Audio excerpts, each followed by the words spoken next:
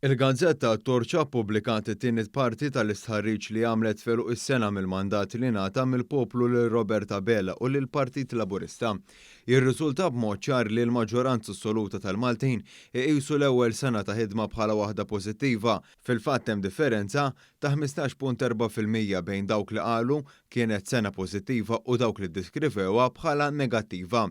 Fil-fatt 50.2% qalu li kienet sena pożittiva u 34.8% biss qalu li kienet sena negattiva, 15% ma weġbux.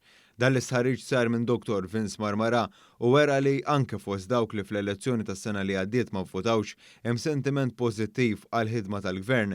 Fil-fatt 49.4% ta' dawn qalu li l-ħidma tal-Gvern immexxi mill-Prim Ministru Robert Abela kienet pożittiva.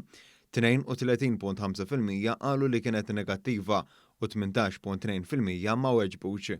Il-maġġoranza ta' dawk li ma ddikjarawx il-vot tagħhom ukoll qalu li kienet sena ta' ħidma tajba b'46.8% wieġbu b'dan il-mod kontra 26.2% li wieġbu mod ieħor, differenza favur il-ħidma tal-Gvern ta' aktar minn 20%. Kienu dawk li fl-aħħar elezzjoni ġenerali votaw lil Partit Nazzjonalista li kienu negattivi dwar il-Gvern fil-maġġoranza tagħhom, filwaqt li dawk li votaw lil Partit Laburista kienu konfidenti ħafna b'dak li qed iwettaq il-Gvern magħżul minnhom.